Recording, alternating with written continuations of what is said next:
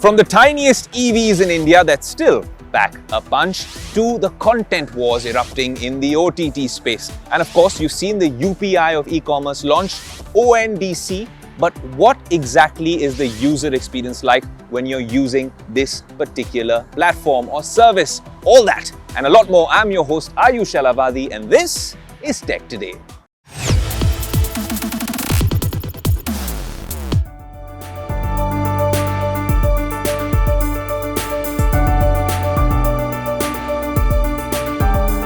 We're here today in Gurgaon shooting the show with a very special guest. Yes, this is the eyeball-grabbing MG Comet EV. Now, you might have seen some first impressions and reviews, but have you seen this EV being put through its paces, running from one state to another state to another state? 3 states, 1 EV. Your host Aayush Ailawadi. We're going to tell you whether this is an ideal city car. An update now, which is fresh off the boat, happens to be that this particular vehicle will now start at 8 lakhs and the top end variant, there's 3 variants, the top end Comet will now cost you up to 10 lakhs. Look, you're getting into the Tiago EV territory, which you've seen the first drive on Tech Today, but this one is special. It looks special, a 2-door EV. What's the drive experience like? What's the charging experience like? Is there anything like range anxiety? Can this be an ideal city car? And what do those 12-inch wheels mean for all the speed breakers and rumblers that come along the way? I'm your host Aayush Ailawadi. Let's get in and I'll tell you more as we cross 3 states.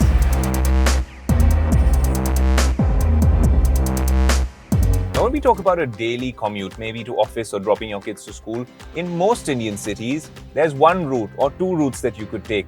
In Mumbai, there's perhaps one alternative route for my daily office commute. It's largely driving along the sea, and now in the sea with so much construction happening in the city. In Delhi, it's a whole different story. A lot of my colleagues drive down from Gurgaon all the way to Noida. That's actually via the heart of Delhi, covering 3 states, 3 different cultures, 3 different geographies, different set of rules, and that's the beauty of this particular city.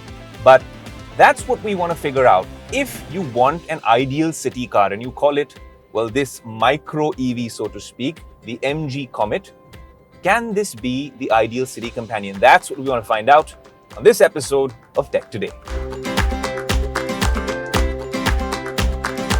Now, there's 3 modes in this particular EV.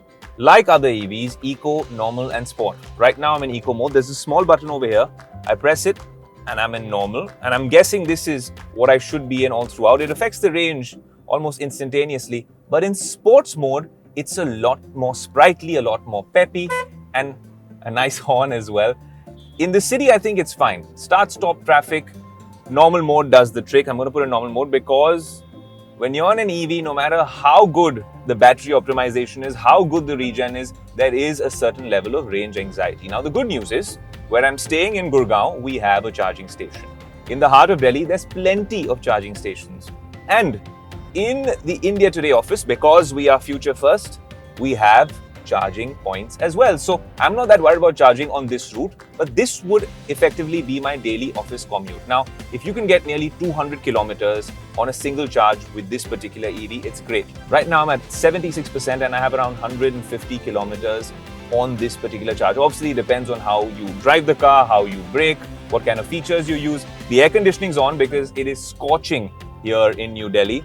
So now we're driving in the heart of Delhi in the normal mode.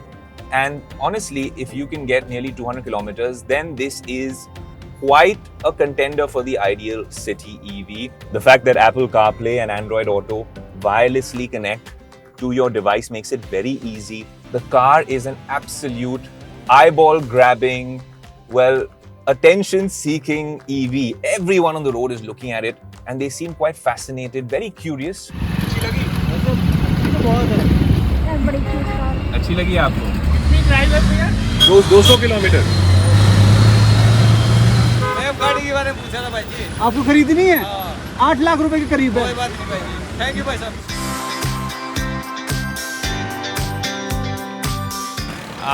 The beauty of New Delhi is this metro running all across. But hey, in Mumbai we're getting it very soon as well. And driving this lovely MG Comet EV. Now I'm taking a little bit of a pit stop to tell you a little bit more about this. For other cars, you call it a key fob or just any other key, right? This is the heart and soul of the MG Comet EV. And I'll tell you why, because there's no start-stop button. When you enter this car, and I'll show you exactly how it works, even if you leave the car in reverse, neutral, drive, whatever you leave it in, the minute you put the handbrake up, which is then the brain, and you press lock, the car, once you've exited the car, will switch off. But my point is that when you're doing this commute from Gurgaon to Delhi to Noida, and a lot of people do this here in Delhi, and even they go on further towards Greater Noida, then you have to be mindful of the range. Now, I am very lucky that our office has a charging point, and my accommodation in Gurgaon also had a charging point.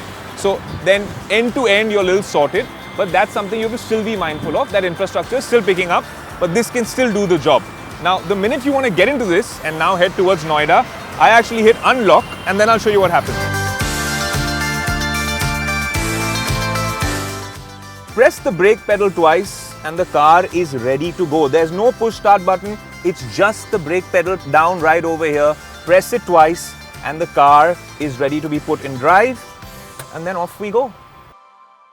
A lot of raised eyebrows, under 3 meters in length, tomboy-like high. But the beauty of this car is that honestly, someone my height, around 5'11", almost 6 feet, can fit at the back. Yes, you're going to be cramped, but like they say, well, the love gets better and it increases the closer you get in a car. So yes, if you're broad like me, you're going to have to be very close to the next passenger. But if 4 of y'all, or 2 adults and 2 kids at the back, can easily fit in this EV. So yes, it is a practical option for quick city runs, maybe a quick drop to the railway station or the airport. It is a very practical option.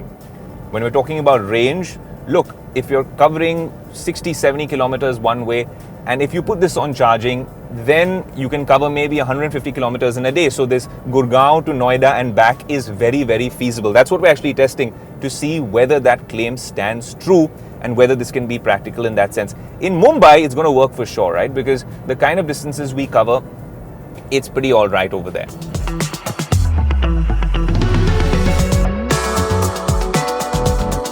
Well, it's kind of weird because the only way you turn the car off is this particular button. But we made it to our final destination, which happens to be the India Today headquarters here in Noida. Now, we've traversed nearly from where I started out in Gurgaon. If you consider all the traffic and the detours we took to shoot this particular segment, we've covered nearly 40 to 50 kilometers one way. I'm going to do this on the way back as well. So let's say under 100 kilometers. If I have a look at the charging capacity or the charge left, there's enough juice left to take me back if I have to drive at optimum speeds and really not jam the throttle that much. My point being that you can actually cover, well, the distance from here to Gurgaon, traverse 3 states, 1 EV, 1 anchor, and Tech Today gives you a real world test of the MG Comet EV. Is it an ideal city car? The answer is yes and no. Yes, because clearly there's not much range anxiety to traverse 3 states and manage your daily commute here in Delhi NCR. But there's a no for a number of reasons. One is the wheels down right over here, something like 12 inches. Feel all the bumps like I showed you through the course of that drive. More importantly, it's great if you have to fit 2 adults and maybe 2 kids at the back. We also could fit someone on my height at the back, but it's not practical if you have luggage. There's no real boot out there. And the biggest problem happens to be with charging. Now, when you have an EV, the one thing you need is battery optimization and the fact that the range doesn't really mitigate or doesn't come down too much. But the other thing you need from these particular EVs is clearly that you want it to charge fast. There's so many fast chargers coming up in metro cities, but now when we're talking about the MG Comet EV, there's no fast charging option. So you're going to spend 8 to 10 lakhs on this particular EV, and there's no fast charging option with the MG Comet. It's going to take 6 to 7 hours to get a full charge. So if you don't have a charging station at home, you don't have a charging station maybe in your office, then it can be a tricky affair. But if that part is sorted, then this is perhaps the cutest, the nicest, the most curiosity-generating, interesting car that we've had on Tech Today. Now, I'll get to office because I'm getting very late and we have to edit this segment for you. I'll see you soon.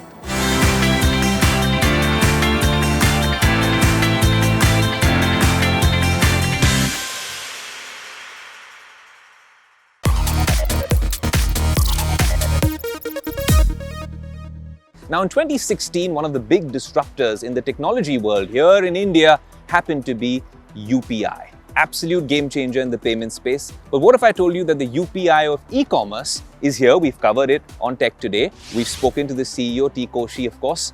And that is called ONDC. But how is it going to be the UPI of e-commerce? And now that it's gone live, what is the user experience like? Is it a gimmick? Is it a game changer? Here's a Tech Today special report. Well, I seem to have forgotten my lunch back at home, but I think I'm going to order food online. And I'm hearing that food is cheaper on ONDC as compared to Swiggy or Zomato. So let's see how true that is. But before that, if you're wondering what is ONDC, let me tell you.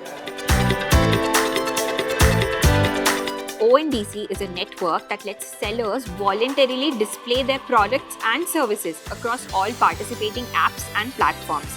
Since this network uses open specifications and protocols and isn't tied down to any platform, it doesn't require buyers and sellers to use the same platform to complete a transaction.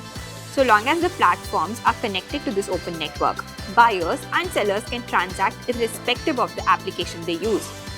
Some of the famous buying side user apps on ONDC are Paytm, Meesho, Flipkart, and people can access so many products and services via ONDC through these platforms. Now that you know what ONDC is, let's actually order food from all the three platforms and compare their prices. So I'm going to order rolls. Let me see how the prices fare. So I have to get on the Paytm app to order via ONDC.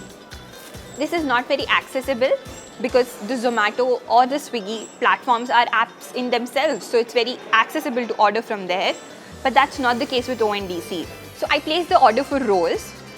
On ONDC, the rolls cost me around 178 rupees. And let me see how it fares on Zomato or Swiggy. Well, on Swiggy, the same rolls from the same shop cost around 249 rupees. So well, ONDC has lower prices compared to Swiggy at least. Now let me check Zomato. Well, it seems like Zomato has the most expensive rolls when we compare it. The rolls on Zomato cost around 274 rupees. As you can see, this is expensive as compared to 178, which was on ONDC, and around 250, which was on Swiggy. Well, that was the case with rolls. What if it's different for other things? Let me check with another restaurant. So I'm going to order a pizza. So I placed this order for a pizza from Oven Story on all the three platforms. And as you can clearly see, the order from ONDC comes at the lowest price. And then it's followed by Swiggy and then Zomato. Well, like we just saw, ONDC is offering food at lower rates as compared to Zomato or Swiggy. And this is actually because that they have a lower commission than these platforms. They cap their commission at around 3%, whereas other platforms charge up to 22 to 25% commission. But if food is being offered at such lower prices on ONDC, why are people not using it? Come, let's find out.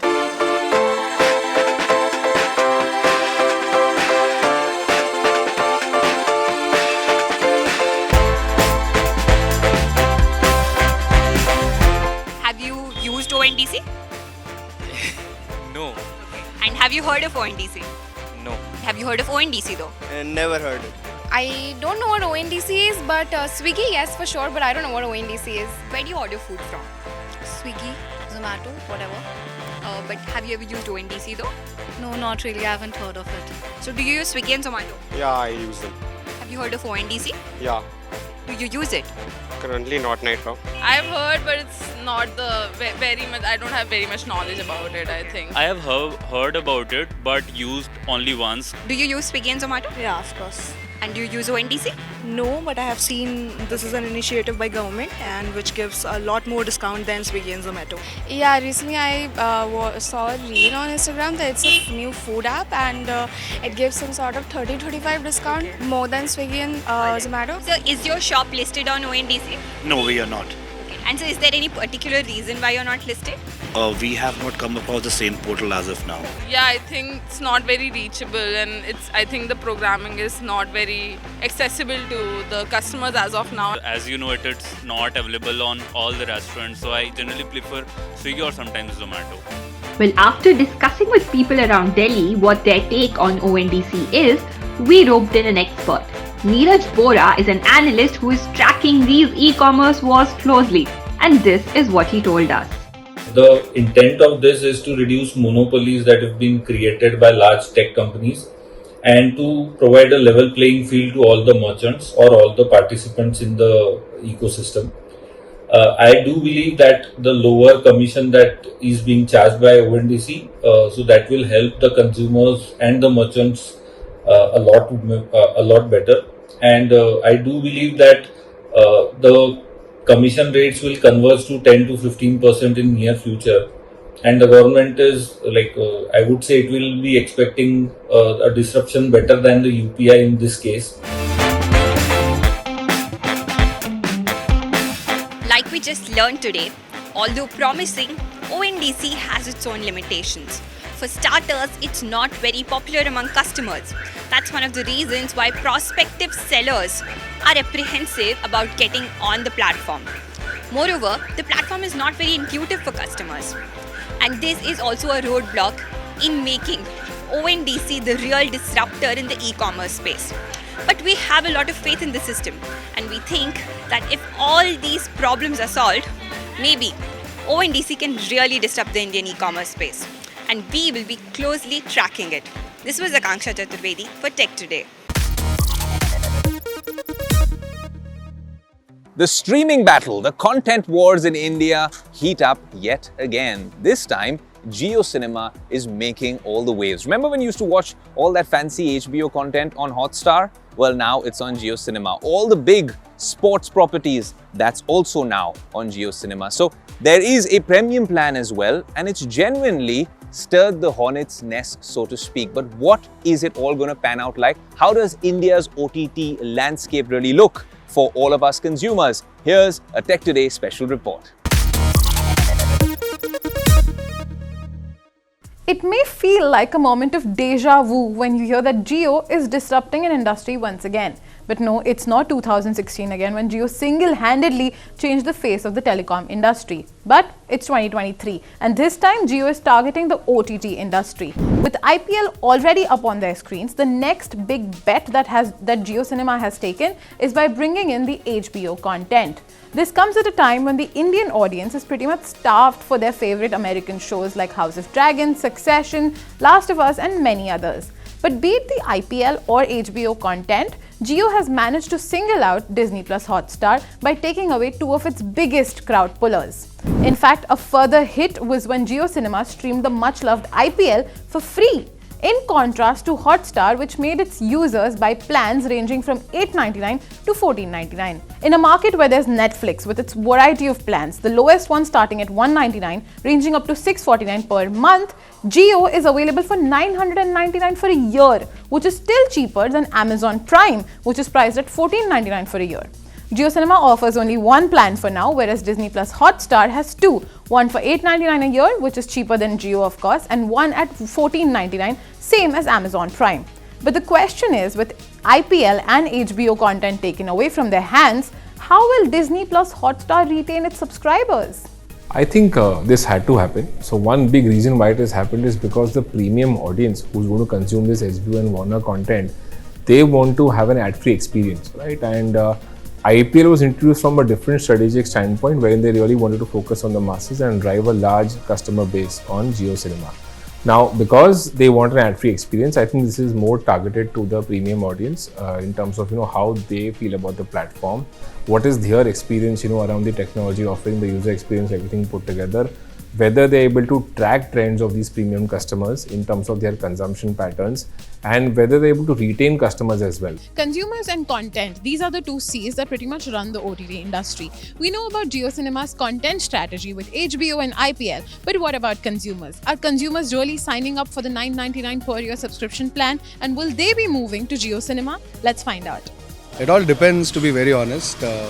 We've had some good OTT apps like Hotstars and Amazon Prime and Woot for that matter. So there's Netflix, Hotstar, JioCinema now coming in. Would you be intrigued to watch JioCinema now that it also costs $9.99 per year? Yeah, it's a new series, so we'll surely watch JioCinema. Even I'll just try for JioCinema. If it's fantastic, then definitely we'll go for it. Would Would you ditch your regular Netflix Hotstar to come to JioCinema? If it's better, for sure we'll do that. Suddenly, because of the IPL, I think there's a big disruption that the entire viewership has sort of gone to Jio, if I'm not wrong. Hotstar has a better OTT platform, like it has variety of movies and everything, and it has been collaborating with other such as Game of Thrones and all, in like when Game of Thrones new season came in, so every Monday we used to wait for it. In terms of pricing, I think Hotstar has better content, so pricing is not the issue for that. And other thing I have noted that in JioCinema user interface is not that good, so that has made some not good that experience as compared to other streaming websites. With competition in the pricing plans, race to make great content, the OTT players ultimately are making consumers the real winners. So be it JioCinema or Hotstar, we users are happy to get our favorite shows, sports tournaments and more. The changing dynamics of the industry also reflect on how there's still so much to tap into the space, and the space for every player. With camera person Rajesh Revankar, I'm Rachna Dhanrajani. From electric vehicles in Delhi NCR to the content wars erupting in Amchi, Mumbai, and the ONDC customer experience pan-India, the Tech Today team has enjoyed putting together this action-packed episode of the show for you. And we hope you have enjoyed as well, and do let us know on our social media handles. Write into us and give us feedback. But there's a big announcement to make. The Business Today magazine, home to Tech Today, has come up with a very special issue. The team at Business Today has put together an AI special. Artificial intelligence, the biggest buzzword of 2023. But is it your friend? Is it your foe?